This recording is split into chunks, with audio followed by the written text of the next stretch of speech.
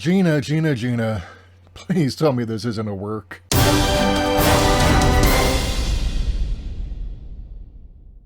It's the Wilk Report. I'm Michael Wilk, coming to you from Cleveland, Ohio, with Larry Bernard from Recording in Progress. It's been a while, but we've got some news. Yeah, we've got some news from Star Wars and Gina Carano getting fired by Disney for comments she made on Twitter that basically were the final straw that broke the proverbial camel's back. And of course, Carano is boasting about a project she's working on now that's linked to right-wing liar Ben Shapiro. So, and as always, when people start with the outrage stuff on Twitter and YouTube, it tends to get clickbaity and people take sides and don't report everything because, ideology. But as usual, Larry and I are here to discuss it with a bit more nuance than what we normally get on YouTube. So on Deadline, we've got Gina Carano hitting back.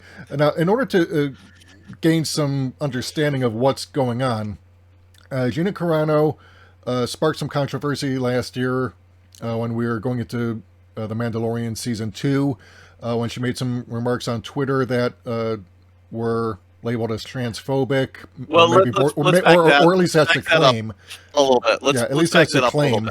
But she's also been doing some anti-masker and some other stuff that the pseudo-left has been attacking. And it culminated in a tweet she sent out basically comparing American conservatives to Jews in 1930s Nazi Germany. Whoa. Let's back up a little bit because... I've seen the tweet. The narrative is the problem. A lot of the narrative is the problem. And we want to go back to the trans narrative. She didn't agree with the whole putting pronouns in your Twitter bio as being important. Yeah, and she was kind of skeptical and scoffed at that. Yeah, I tend to agree with, but I think once people started attacking her, then naturally because people don't respond well to being attacked, that then it goes from there and starts getting a little bit out of control. So I think a lot of that. Initially it starts off, rather innocent and not meant to be offensive, but then, it gets that way when you get into Twitter battles. And exactly. When you're representing a company that markets itself, however falsely, like Disney does, as being family friendly, well, the writing was on the wall, I think. Right. But the trans thing, I want to kind of go into details about this because when this story first started breaking, I had one different thought of how we were going to have a conversation about this, but now the Ben Shapiro thing circles around and an entirely different conversation is now in my mind. Yeah. So, by the way, how do you like my mug, by the way? It's a little bit coming up a little bit weird on the green screen here, but I got this from Phoenix Artisan Accoutrements last year. Oh, that's cool. Yeah, I like it. Yeah, it's from one of their summer scent profiles, Rabbit Banana. It's kind of like, best I can describe the scent profile is like those banana scented stickers that you used to get in school and you scratch and sniff and, get that stuff. It's purely a summer gimmick, but I got the coffee mug because soap and aftershave stuff was already sold out by that time. But fortunately, I got this one. But it kind of looks cool, though. But there was a controversy before the most recent events where there was a series that was featured at the Disney Investor Call in December, which she should have been front and center of because it looked like it was a series designed to front and center present her character. And a claim was made that her character was fired and she was fired. And it was never officially confirmed or denied, but Jon Favreau kind of sort of defended her from it. But let's get into some brass tacks. Yeah. She is part of a long tradition of American cinema of having muscular, charismatic people acting. And she, like a lot of people in that particular track to becoming a professional actor, has had a good amount of success. Her first film was Steven Soderbergh. Steven Soderbergh built a whole film vehicle around her. Yeah. So she did the Fast and the Furious. So she was building up the career ladder, but she wasn't the star. nobody was watching The Mandalorian for her. Right. Let's put things in context and being real. And so she was being paid accordingly.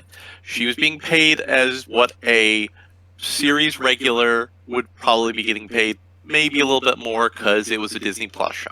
Probably gave her like a little boost on top of what like a standard TV series regular would. Yeah, be. because after she left MMA, she was in this string of action movies in the early 2000s, and yeah, basically, she got the role because she fit the bill for a female rebel shock trooper who can actually pull off the part and make it believable. Yeah. Yeah, she's a fine actress. She's not, super good or great or anything. She's charismatic. She's not necessarily as charismatic as a Gal Gadot, for example, who her acting can be very hit and miss in places, but her charisma and charm carries beyond her acting talents. And yet her politics are even worse than Gina Carano's are accused of being. So, well, hold up here. We're circling around to this. So, let's say this isn't a work, which we now believe after the Ben Shapiro thing. We now believe that what happened was a work. I think I'm fair to say that you and I both now believe it was a work. Yeah, and for those who don't know, in professional wrestling, a work versus a shoot, basically a work, if I'm relaying it correctly, is when basically you set up a supposedly real life controversy with a talent, and then it turns out it was pre-planned all along. Whereas if it's a shoot, it's actually generally improv and off the cuff, whereas a work is completely planned from day one. Now I suspect because we are going on the assumption that this is a work, I can't help but think of James Gunn's situation with Disney, where it was still trying to acquire Fox Entertainment and fired him off of Guardians of the Galaxy 3. Presumably because they didn't want to jeopardize the sale of Fox to Disney, and so he was let go and then brought back later. So that's why I got the impression that it was probably deliberate and staged to give an idea that Disney had dumped him when in fact it actually hadn't.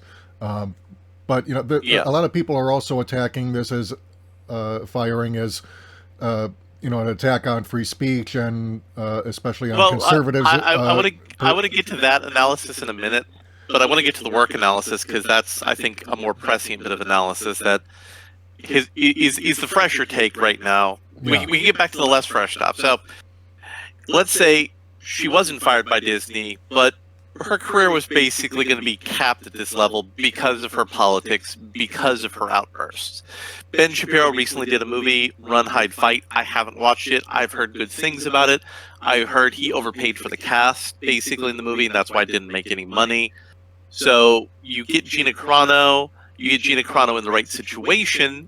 Ben Shapiro had the money to get a movie put together, distributed, and through Wire, he has a distribution network to do that with. He was able to get into the Venice Film Festival, so that could be married into something so long as the budget is right. She could make more money working for Ben Shapiro, making B2C grade movies than she would ever make for Disney.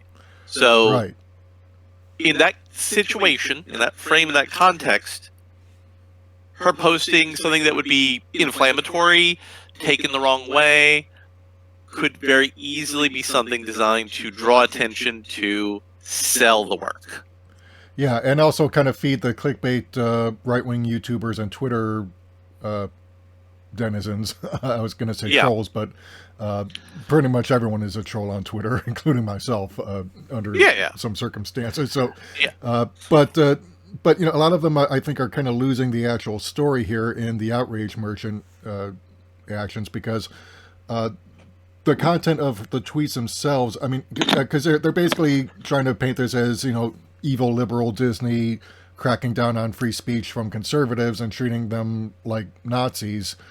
And the real story is she actually made some stuff that, frankly, I'm surprised didn't get her fired sooner, because if you look at the actual pattern that Disney has carried out, they're not really picky about the politics of the actors they're letting go. What they're picky about is, okay, you made a bunch of statements that turn you from loose cannon to liability, and you're hurting our public brand, so we're parting ways.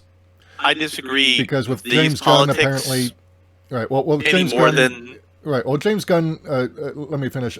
James Gunn is on the more Democrat side of politics, if I'm not mistaken. And he was let go over tweets he made 10 years ago and apologized for.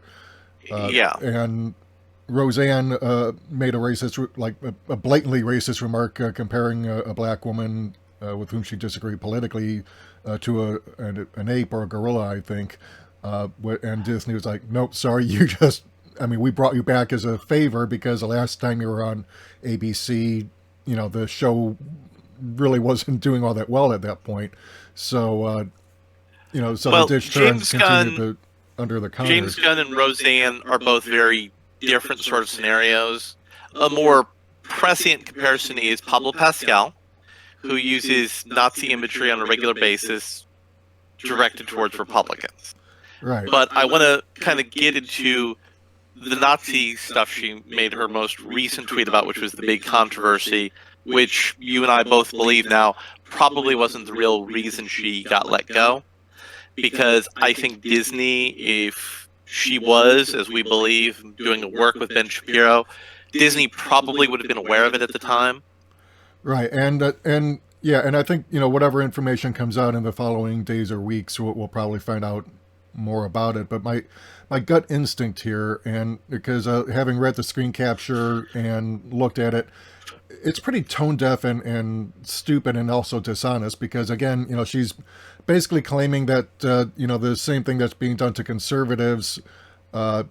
Basically having neighbor attack neighbor and ratting out your Jewish neighbor to the Nazis. That is not actually what I took that as. So right. Well, that's how most people are taking it, and frankly, and I completely don't buy into the whole that's anti-Semitic bullshit.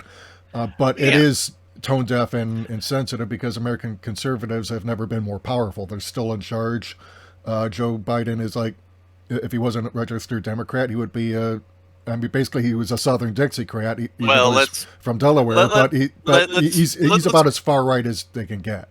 So let's go back though to Gina's comments for a moment, because I think focusing on contemporary U.S. politics is missing the point of what she was trying to say. And I want to say the following thing first before I go into how I took it. Gina Carano is a meathead. She's probably an intelligent meathead, but she's a meathead. She doesn't have the education you or I have, or the experience you or I have in political issues and how to express political issues with eloquence and taking complicated political issues and telling them on tone. Well, to be fair, most celebrities are like that. I mean, most celebrities are like that. But they have a very surface level understanding of politics. They don't bury themselves into it like you and I do. So she was talking about a political science term called othering, where a bad regime, be it communist, be it totalitarian, be it Nazi, what have you, others a group of people and mobilizes society to turn against that group of people, and then social, political, and cultural violence becomes the inevitable result. Now, the framework for 90% of the people out there in America to understand othering is Nazi Germany. That is the only way you can communicate that process and phenomena without reaching anybody. Well, there is actually another form, and it's actually closer to home. It's the McCarthy era during the 1950s, where most Americans don't have any cultural resonance with the McCarthy era because of how badly Hollywood has mythologized what happened during the McCarthy era. Basically, they've made it a very sanitized, very Hollywood version of the history, not the ugly, gritty, messy kind of history. Yeah, because they targeted people like Frank Capra for communist sympathizing because of It's a Wonderful Life. I mean, that's pretty much on record, but a lot of the stuff that gets written about that, like you said, it does get sanitized and kind of downplayed, and people don't realize just how many careers and lives were destroyed in that. But that's that's on the opposite end because conservatives claim, oh, you're calling us Nazis and othering us that way, and Oh, no. but the McCarthy era did that No, against I communists. do want to focus on her point, because her point is what's happening right now is people on both sides are othering each other, and that's bad, and we should stop it. And Disney has framed that as the unspeakable comment because terrible people on Twitter said that's anti-Semitic. Right, and it wasn't, but it was still tone deaf because again when you bring up I'm not disagreeing. when you bring up the very real events of Nazi Germany in the 1930s, where people were encouraged to rat out their neighbors and physically assault them. It came off sounding to a lot of people, and I can see where they get the impression, but it came off sounding to a lot of people like she was comparing American conservatives in 2021 to Jews in 1930 Germany, which is completely bullshit. I think that's a lot of projection from people who are hearing that. No, I mean it's pretty clear. I mean you don't invoke that disagree. period of time unless you intend to make the comparison. No. Whereas you have to invoke that period of time because that's the only thing Americans have a cultural point of resonance with. No. There are the Maoist like Cultural Revolution. The Maoist Cultural Revolution is a more accurate analogy, or the Red Guard is a more accurate analogy, but very few people would have a cultural connection to that. Lynching would be another analogy. Yeah. And Jim Crow. But again, that's something that because of how Hollywood and our public education system has failed the American people, they don't have a cultural connection to. So if you're wanting to make an argument from pathos, you have to go to Hitler. Our society and our culture is so bankrupt on literacy and ideas, that's the only way you can achieve an emotional connection to try to resonate a point. Right, which to me has always been hyperbolic, because if you and I've been paying attention to politics for the last 4 years, ever since Hillary Clinton blew the most easily winnable election in recent history against the most easily beatable opponent that she helped promote to the nominee status of the Republican Party. Mm-hmm. And they spent the last 4 years comparing Trump to Hitler, even as he fails to do any of the things that Hitler did to try and hold on to power. And even the riot on the 6th of January really was nothing like what you would have expected. Yeah. And I don't want to get into the politics of that lest we get demonetized and booted off of YouTube altogether, because that has been happening. But there is this tendency to bring out the Hitler trope against people like Donald Trump or George W. Bush, and then it's usually done by Democrats who then pick up where they left off and continue and expand on their policies. So obviously they didn't have a problem with the policies, just with the crass and vulgar way they were carried out that kind of ripped the mask off of what the political establishment has been doing for decades. And that's really why they hated Trump and Bush, and why they're trying to so hard to get rid of Trump through a second impeachment, which is going nowhere. But they don't. They don't just want to punish him by taking away his post-presidency perks. They want to punish him by making sure he can't even run again for office, because they know if he does run again after 8 years of Obama, a failed Clinton candidacy, and maybe 1 to 4 years of Biden before Harris takes over because he's too senile to function anymore. He's going to be such a letdown that people will probably reelect Trump, and they don't want that happening. I think not to get into politics, I think that is presumptuous of the Democrats, but again, when this idea initially came out, I thought we were going to have a better situation to talk about something politically good for this. Well, you and I do tend to ramble on and get off track.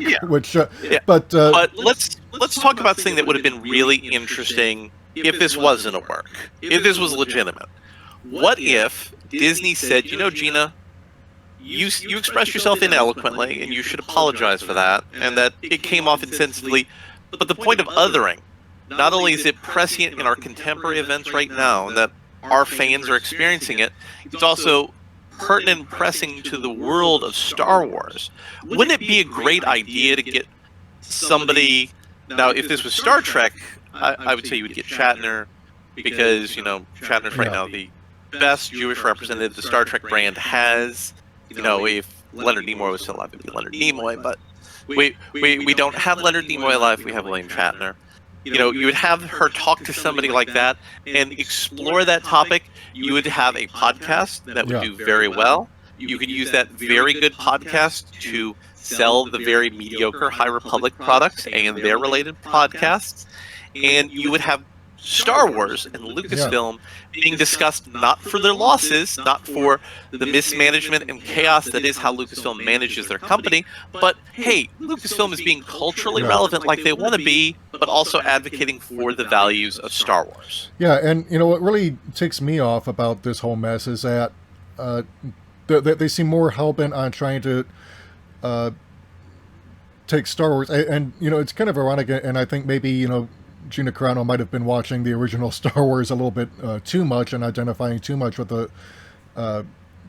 whole Nazi aspect, because, you know, it is true. George Lucas made the original Star Wars with the Empire kind of standing in for the Nazis, you know, the stormtroopers being used for the shock troops and the uniforms resembling Nazi uniforms. So, you know, there were, and of course that final scene at the end with the award ceremony after the destruction of the Death Star, that whole scene where they're walking down the aisle is lifted right from Lenny Riefenstahl's Triumph of the Will, which the warning was, you know, be careful that you don't become what you're fighting.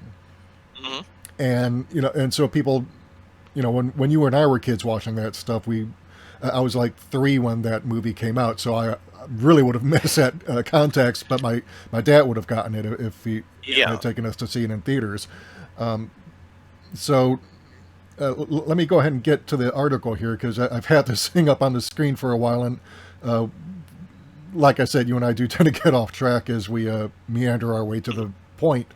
All right, so Gina Carano hits back, announces new movie project with Ben Shapiro's Daily Wire. They can't cancel us if we don't let them. And this is coming to us from Deadline Hollywood. Exclusive, less than 24 hours after her explosive ouster from Star Wars series The Mandalorian for incendiary social media posts, Gina Carano has hit back at her detractors and revealed a new movie project she's making with conservative website The Daily Wire. Carano told us today, "The Daily Wire is helping make one of my dreams to develop and produce my own film come true. I cried out and my prayer was answered. I'm sending out a direct message of hope to everyone living in fear of cancellation by the totalitarian mob." Well, that's hyperbole and exaggeration. They simply called her out for her bullshit, which, let's face it, you know, people, and this is just my own opinion being interjected here, but I think a lot of what people erroneously and sometimes falsely label cancel culture is really just, we're standing up to your bullying attitude and calling you out on your bullshit because you are spewing bullshit, and we're not as tolerant of it as we were 10 or 20 years ago.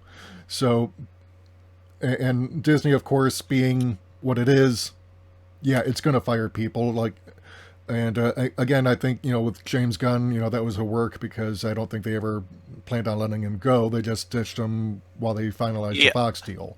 Now, the thing with James Gunn, which is kind of awkward, is he was 10 years ago and he was working for Troma Films back then.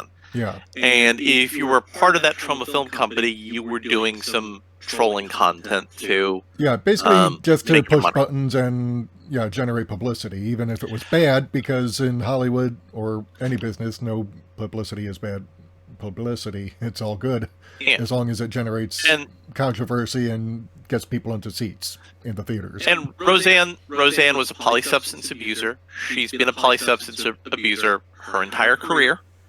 So you have a older polysubstance abuser who's still abusing substances, they're going to say terrible things. Yeah.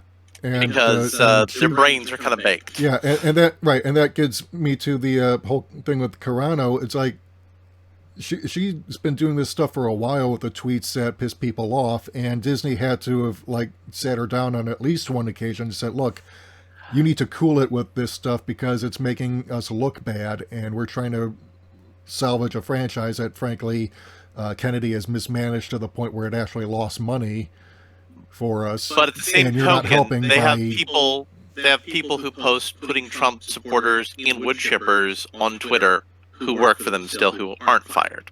Right, and So these people are not necessarily liberals either. They're Democrats, yes, but they're not liberals. I mean, because and we know this because of the point is, politicians they support. I don't believe either of those actually influence a dime. How many times have you heard people on the left say, we're not going to buy this media product, and that never materializes? How much do you see people on the right say, we're not going to buy that media product, and it doesn't materialize? Right, well, I've seen some video stunts like people putting a Gillette razor into the toilet and video recording it for YouTube and not realizing, oh, wait, I'm going to have to take this out. Do I have any gloves here? Yeah. But they still buy Gillette products, so, you know, who knows? Those sorts of things raise brand awareness, end up selling the product. Right. So let's be real. What Gina said, with the exception of the mask stuff, I will put an asterisk on that. With the exception of the mask stuff, there's nothing that I think would be really risky for the Disney brand that she said. Right. Well, I think they were more upset that she appeared to be defending Trump on his election fraud claims, which, you know, again, this is likely to get me demonetized and maybe banned from YouTube altogether. But there is evidence that there was electoral fraud in last year's election, just not the electoral fraud that he's claiming. Because if you look at the voter suppression the New York, that both political the New York parties practice, 22nd. Yeah. Well, there's voter suppression. Both political parties do it. There's electronic vote flipping software that both parties use to kind of shift electoral outcomes in their favor. That we saw that last year in the primaries against Bernie Sanders, and also in 2016 we saw it in 2000 and 2004 in favor of Bush. So it's not like this is something that, you know, it's just one political party doing it. You know, they both do it. It's just one tends to succeed and then the other one does, and it becomes a matter of, you know, which one can actually pull it off and make it sound plausible enough so that we can get that person in. But it gets to a point where it's like you can't even express that because, you know, to even question the legitimacy of our elections. I mean, hell, Venezuela and Cuba have a better record with the United Nations in terms of like open elections and fair elections free from significant fraud than we do. And these are nations that we consider, you know, backward and socialist tyrannical shitholes. According to Trump. Venezuela's electoral system, there are a lot of things that I would question the UN certification of their electoral system. Cuba, for a formerly totalitarian regime, their electoral system is fairly standard for Latin America. The problem is our election system is patchwork of a whole bunch of different things, and that would be something for me to come on your political show and talk about on a more political topic. But so let's get back to this. While we don't necessarily agree with the rectitude the point I was of trying what to Gina make, did. the point I was trying to make was that it was probably those as much as anything else that got people pissed off because she appeared to be defending Trump, and right now it's very verboten to say anything that might appear to defend or support Trump within establishment circles because the establishment hates Trump. He's kind of like the nouveau riche brat who inherited his daddy's money, was too stupid to manage it properly, which is why he had to declare bankruptcy so many times. And basically, you know, like I said, he just like George Bush before him, kind of tore the mask off of the savagery of the United States political system. And so, you know, even if you're trying to make a point, because you don't actually have to support the other side to make a point that, you know, yeah, they're treating him unfairly for the wrong reasons. And I think that's what people were reacting to most of all. And then, you know, again, they start making the backlash. And as you said, Carano's a meathead, didn't word her tweet that, you know, the camel back-breaking tweet properly. And, you know, that's probably, you know, if this wasn't a work, is probably what convinced Disney it's time to sever ties. But because everything's so out there. But the fact her agent fired her within 24 hours, I think she had already had her arrangements in to quit her agent, to quit Disney, and then 24 hours after her agent fired her, she had this deal with Ben Shapiro. Right, and I always used to think agents were the ones who worked for you because you're paying them to find you work. So I don't see how an agent can fire you unless you're working directly for an agency.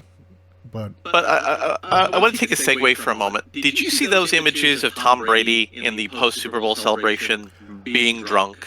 I avoided watching the Super Bowl because I can't stand Tom Brady. He's a blueberry bitch and a cheater. And he also got busted for using Paycheck Protection Program money to buy himself a yacht instead of paying his employees, which makes him an even bigger scumbag in my book. So I don't watch the Super Bowl for that reason. And also because the Browns weren't in it. And hey, you guys were very close. Yeah, we were. You guys were very close. Yeah, I mean, that was a huge turnaround from last season where... I think you guys could have made it if Baker Mayfield didn't get taken out in that game with Kansas City. Yeah. I think we would have. And also, it's kind of a... and again, this is us meandering off into different directions, but I got a huge bit of satisfaction from sticking it to Pittsburgh because last season when Mason Rudolph not only tried to rip the helmet off of Myles Garrett, but also called him a racial slur and kept kicking him after Garrett was restrained. It's kind of payback for that shit. And it's like, because you can actually see from the footage. And again, I'm not defending Myles Garrett or anyone else who got suspended for the rest of the season for what they did because they got what they deserved. But to let Mason Rudolph off the hook with a simple fine, no matter how big, when he was the one who actually started all that shit and was actually the first one to try and rip off his opponent's helmet during the tackle, because I saw the instant replay from that. That was just complete bullshit. That was something that, and I was working security for the Browns at that time, and that was just completely. Oh my god, dude! Well, let me get back to why I brought Tom Brady up. So there was footage yesterday of Tom Brady being day drunk in Tampa during the Super Bowl celebration, and for those of you up north, being day drunk means one thing to y'all, but down here, when it's hot, the sun's out, day drunk hits you a lot faster. And Tom Brady didn't hide from it. He didn't act embarrassed. He made a joke and goofed off about it. I think the world of celebrity media is better when there's a space for people to be like Tom Brady, being day drunk, being real people. And I think we have a poverty if people like Gina Carano, again, the mask thing is a more complex issue, but having political opinions that are outside of the norm, so long as they're not, literally leading towards violence, we're worse off when people can't exist in that sphere. And there needs to be a defining line between the personal and the professional, and that's not just for artists, that's for everyone. But I think, realistically, this was a work for the reasons we've laid out already. And I think she saw either Disney said, listen, we're not going to fire you officially. We're just going to say we had creative differences and you're going to walk away. And this was her jailbreak plan to kickstart her career. She'll make some... Yeah, and of course... Ben Shapiro, gets to use Gina Carano for his own purposes. But, it's like, a lot of the people who are bitching about this, like suppressing conservative dissent, they also forget, and I'm about to pull up an article about Joss Whedon and Eliza Dushku making some statements because Whedon himself who's the one who played Buffy's sister? That would have been, oh God, I'm trying to remember. I'm having a brain fart. She was in the Inspector Gadget movie. God, what's her name? Yeah. She played Dawn Summers. One of the stories that Michelle came out Trachtenberg, today, yeah, said her parents wouldn't let Joss Whedon be alone with her. I'm going to call bullshit on that simply because I've not seen any evidence that he's like Joe Biden and going after young girls. But not be alone with couldn't just mean the parents saying this guy's a bully. I don't want my kid in a room alone with a bully. Yeah, that is a distinction we need to make. Because I always kind of thought that the claims by Ray Fisher against Joss Whedon were bullshit, considering his MCU crew on the Avengers had nothing bad to say about him, and it didn't Also, occur Ray to me Fisher that didn't actually put any substance to his claims. right. Whereas with this, there is actually corroboration, and it's like, Yeah. and it's possible that Whedon simply plays favorites with different people on different projects and knows what he can get away with on which sets. Yeah. So I mean, I like Joss Whedon's work, but I feel what these two actresses who have come out making some claims and they've made substantive, tangible claims, I feel that's terrible. yeah, because Charisma Carpenter is basically saying, look, when I got pregnant, he decided to fire me from Angel rather than write it into the show. Well, I mean, they did write the pregnancy into the show, for a storyline, but I guess he decided he didn't want her on the show anymore because she'd had a kid. At least that's what I'm getting from some of this stuff. I don't know if he was going after her like sexually, the way like say There have been allegations of that for years. right, but say like because that line again, Eliza Dushku praises a powerful and painful claims by Charisma Carpenter of abuse by Joss Whedon, and Eliza Dushku coming forward also. And Dushku herself is no stranger to being the victim of abuse, because the head stunt coordinator on True Lies actually tried to make a pass at her, and she was only 13 at the time. So allegedly, and I'm going to say the following word, allegedly, with several underlines, the reason Fox was giving her a TV show every couple of years was in part because Fox was wanting to get out from under their guilt and culpability over that particular incident. Yeah, and CAA, which I automatically hold in suspicion any claims made by CAA, because if you remember Rose McGowan talking about Alyssa Milano and how big of a fraud she is, but CAA does like to protect serial rapists like Harvey Weinstein and Les Moonves and other people within the industry who are in positions of power. Now, again, I don't know if Joss Whedon is accused of, because I haven't read enough about the situation. I know he's got a reputation for being a bully on set, but I don't know the nature of the bullying yet. So I'll probably be reading more up on that and getting back to you. But it seems like, Whedon has based his career on being a relentless bully to people under him and maybe a shameless toady to people above him. So, that's probably why he's managed to hang around in Hollywood for as long as he has. But I'm wondering, like, what does this do for his career in the sense of, is he finished in Hollywood because, a lot of people are distancing themselves, or is he going to make a comeback later, in a few years? I mean, I think he's been waiting for a comeback, and I think this delays the comeback by a few more years. Yeah, and but and Mel Gibson made a comeback. Yeah, and I keep thinking of Christian Bale and the way he had a meltdown on the set of Terminator Salvation against some flunky who apparently walked into view during filming, and he just spent like quite a number of minutes like ripping this guy a new asshole. But Hollywood is full of personality types like that. Whether it's powerful actors or directors, they're going to do that shit. James Cameron is infamous for confiscating people's cell phones and using them for target practice when they come on set, because he just despises people taking phone calls or going on social media or tweeting stuff when they should be working. And to him, it's a big distraction. So he goes to extremes to kind of put a lid on that. And Kate Winslet apparently had such an awful time with him on the set of Titanic that she refuses to work with him again. So it's not like this is anything new or particularly shocking. At least it shouldn't be. But I think because of social media being so prevalent now, and news traveling like literally in an instant, you don't get like you don't get the delay or the downplaying that you would get as opposed to, say, 20, 25 years ago when stuff was still predominantly spread through print media, as opposed to going on Twitter like almost within minutes of it happening. Mm.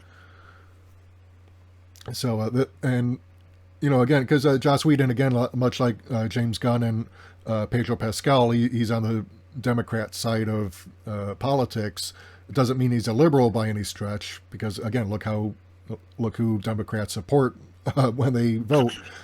But it's not like Disney is playing favorites here in terms of targeting people with a certain ideology. And I think what I seems to be think happening the key distinction is the people who are vocal tend to not understand the corporate way of doing business. Right, which corporate way of doing business isn't that you're talented; it's that you have to be part of a team. You have to mesh with the culture, and you have to represent the brand too. I mean, a lot of people and Council of Geeks and Jesse Gender, who are out there on the left YouTubosphere, were pointing it out. When you agree to work for a company, you're representing it. And my own younger brother, who's got some major mental issues, he got himself fired on at least one occasion, probably more, from a job because he insisted on being on social media while he was at work and posting stuff to social media, and his boss found out about it and fired him because, again, you were representing a company, and when you are at work, you're supposed to be working, and especially in Hollywood and working for a corporation like Disney, which again markets itself as family friendly, you have to be essentially in character at all times, because anything you say or do publicly reflects on the company. Well, let me give you another example. Chris Pratt is widely believed to be a Republican. Chris Pratt doesn't say anything about that, but he's widely believed to be a Republican. Have you heard Chris Pratt be particularly vocal or outspoken on any issue? Not that I know of. I know he got in. I know he was criticized for not attending a fundraiser for Joe Biden, but again, there were others involved who couldn't make it, and none of them got really taken to task for it. And this goes to when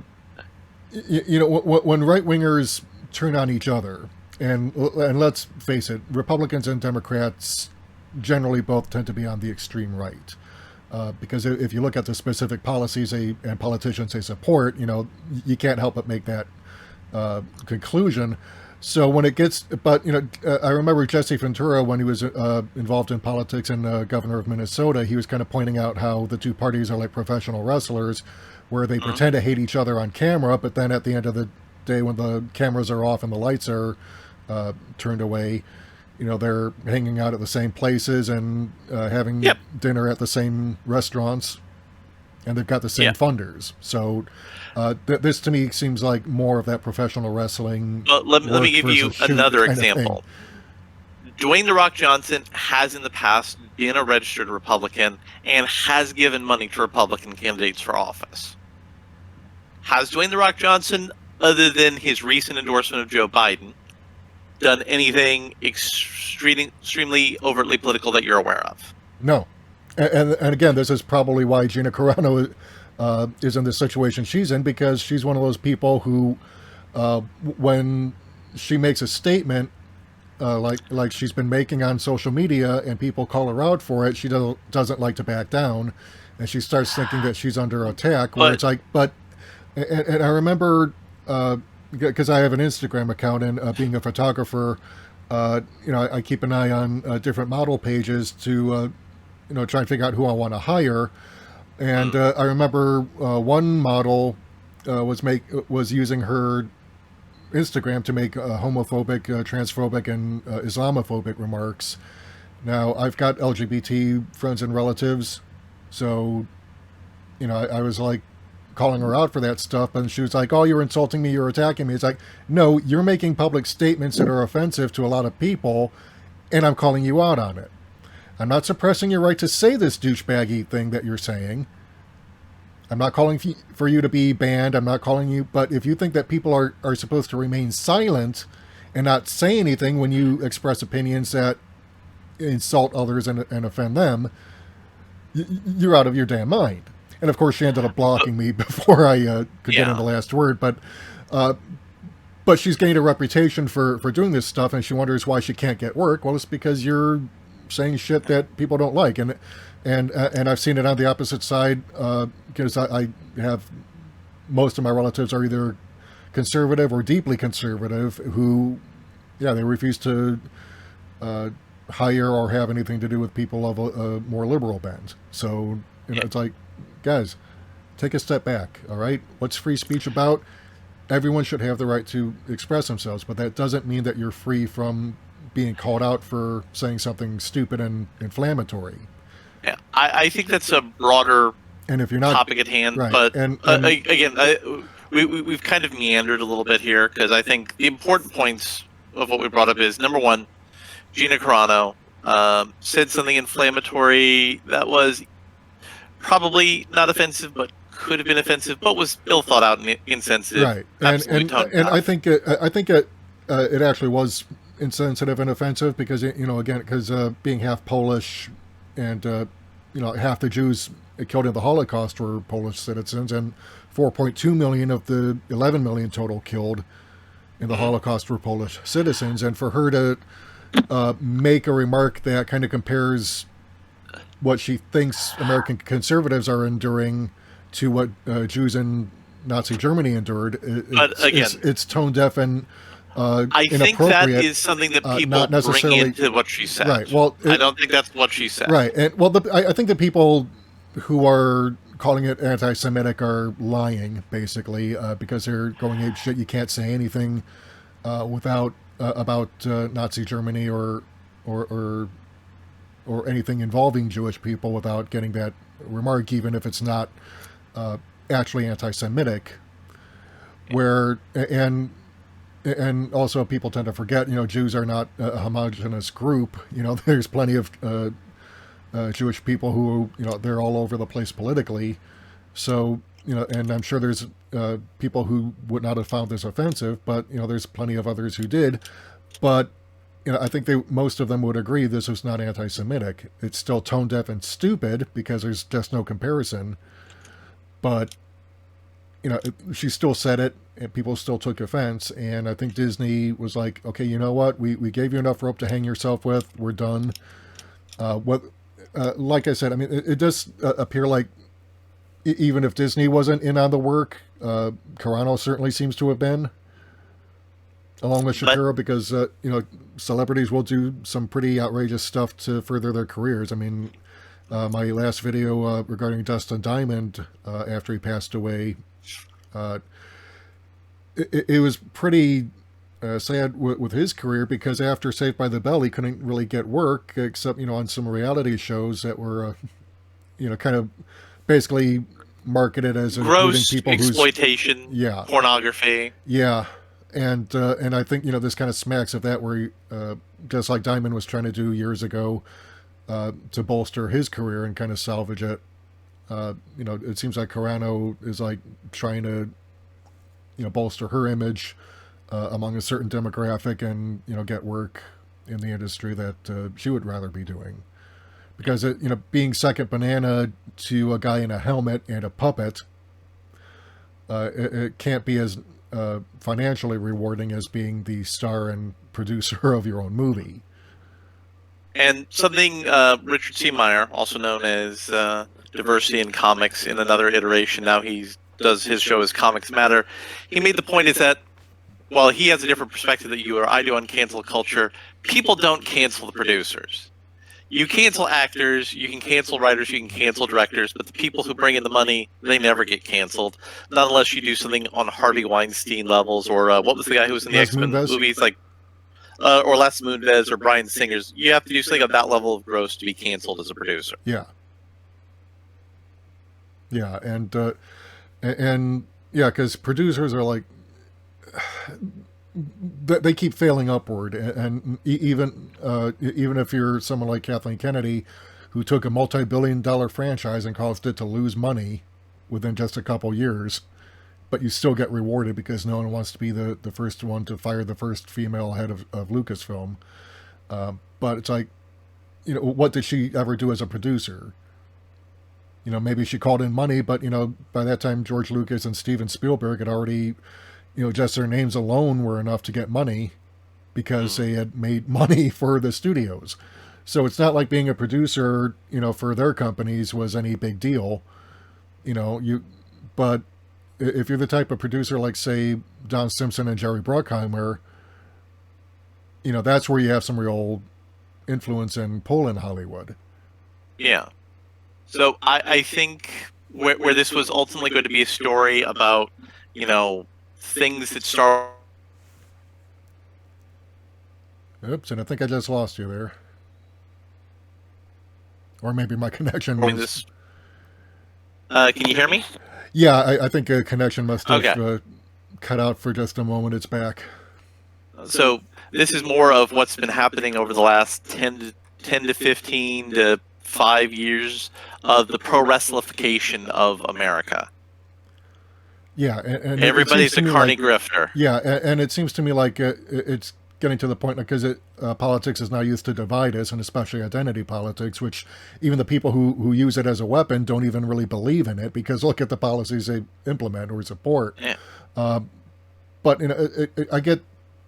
I've been watching videos about Jimmy Dore, who's this nightclub comedian who's gone into political stuff on YouTube, and he's been reaching out to, like, say, a member of the Boogaloo Boys to try and reach out and find out what makes this guy tick and why did he participate, because this particular Boogaloo Boy was making some statements that really don't paint a picture of some right-wing extremist. He's actually a left libertarian and anarchist who supports LGBT rights, who supports Black Lives Matter, unfortunately also appears to support murderer Kyle Rittenhouse. Yeah. But so that's another interesting idea for your political show, because I've been thinking a lot about how the influence of anarchists in our current politics is very similar to the LaRouche movement. Yeah. And it's a very similar sort of coalition. Yeah, it is, because you'll find, in movements like that, people from all over the political spectrum. It's not a monolith. And I think, and as it pertains to what we're talking about with Gina Carano, it's kind of really all related, because it goes to, like, we prefer easier narratives that are, like, very black and white, very simplistic, and we don't like to discuss nuance. And if you look at the comment section about our Cuties video from last year, how did that video do, by the way? I haven't checked on it. It's gotten a number of views, a lot of comments basically accusing me of supporting pedophilia and whatnot. The usual clickbait bullshit. And it's like, guys, I'm not saying I support the movie. I'm just saying, take a step back, actually learn about what you're criticizing, and make an informed comment about it instead of leaping to conclusions about something you haven't already seen. Get all the facts in before you make and pass judgment on it. And I finally managed to see the entire movie. I found it very boring, as you did. The 4 scenes we talked about, were disturbing to me, and I almost had to turn the movie off and stop watching, but I had to force myself through it to, so I can have a fuller understanding of the whole thing. And it's like, even the one, the exorcism scene that you and I were talking about, it was made, not only was it unnecessarily graphic, but it was rendered redundant by the very following scene where they have a shaman or a priest come in to examine her, and he tells the mother what the audience already knew, was that there's no devil or evil spirit in her. She's just a troubled kid, and if you can't handle this marriage thing, you are free to leave it. Yeah.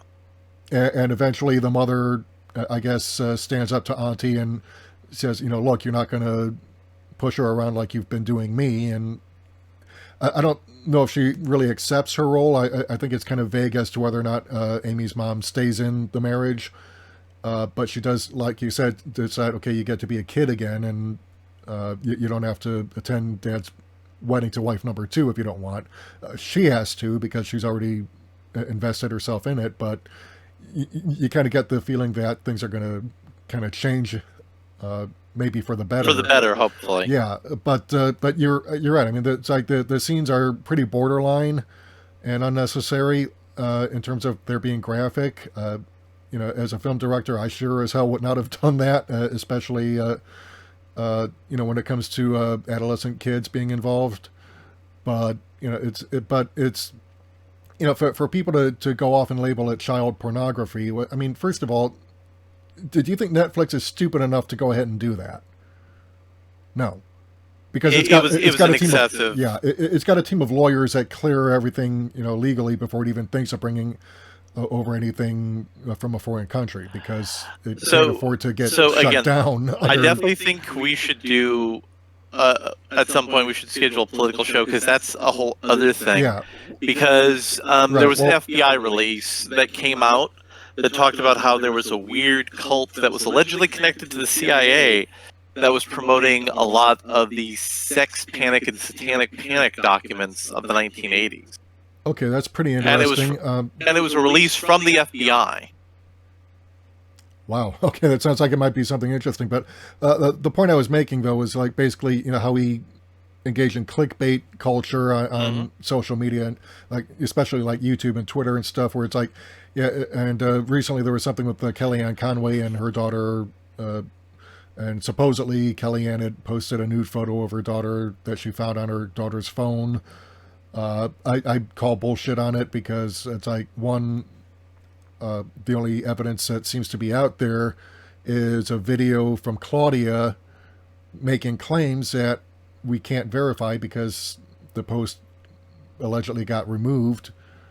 And, there were certain elements of her story that didn't make sense, because being a father, you or a mother of a teenage kid, you wouldn't really see the logic in a parent confiscating a phone, finding stuff on it that shouldn't be there, and then posting it on social media for everyone to see. If I'm in that situation with a daughter of mine, I'm like, no, you're grounded, and I'm not giving her phone back, and I'm certainly not posting the contents to social media.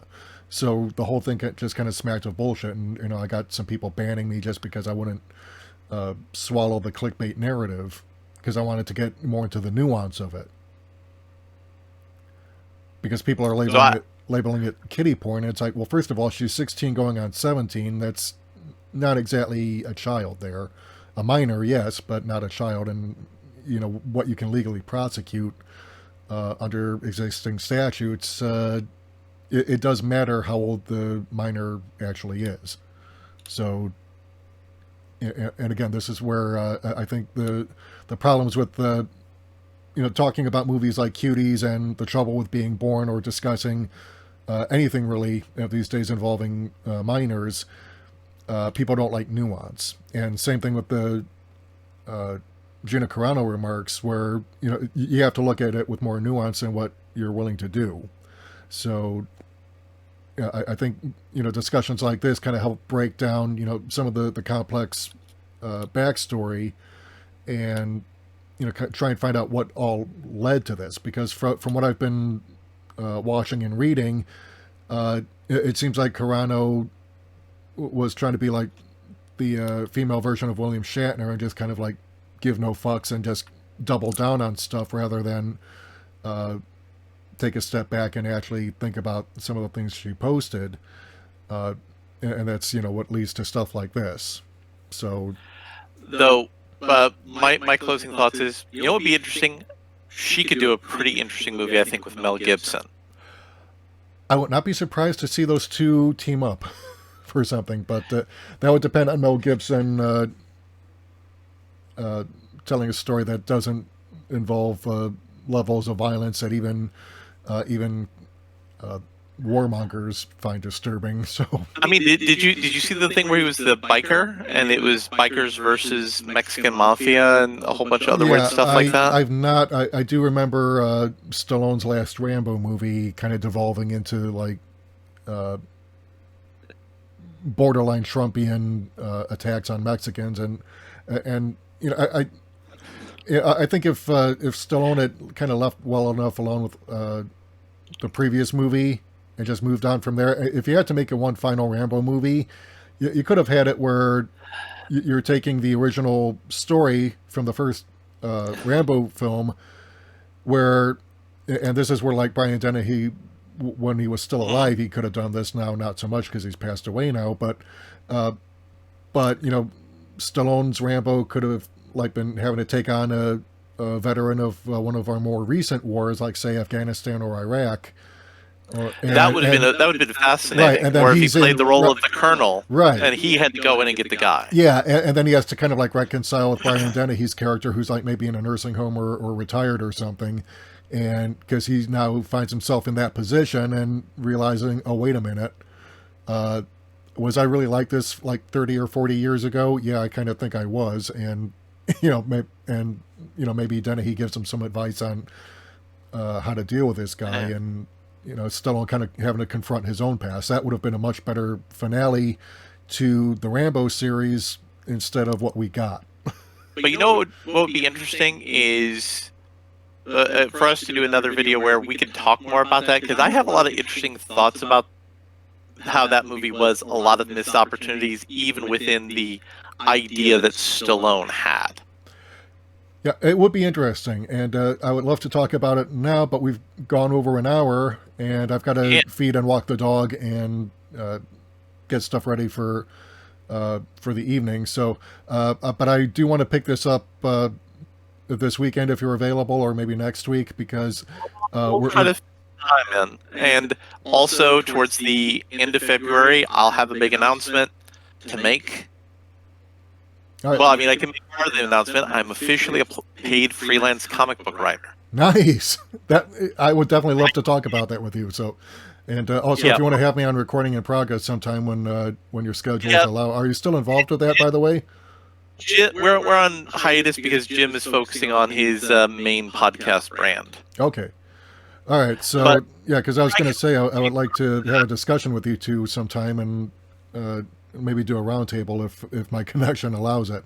But yeah, so I'm gonna have to let you go now because the dog is trying to bust down my bedroom door, and I have to. It was a good show, and thank you so much. Hey, you're welcome. So talk to you later. If you like what you heard and you want to hear more, hit the subscribe button and the bell icon to receive notifications whenever we upload new content. Like this video, share it. If you want to help support the channel, keep the lights on, help us bring you more content, head over to our Patreon or our Ko-fi page. We can't do this without you. Until next time, this is Michael Wilk for The Wilk Report saying take care. Good night. I'm out.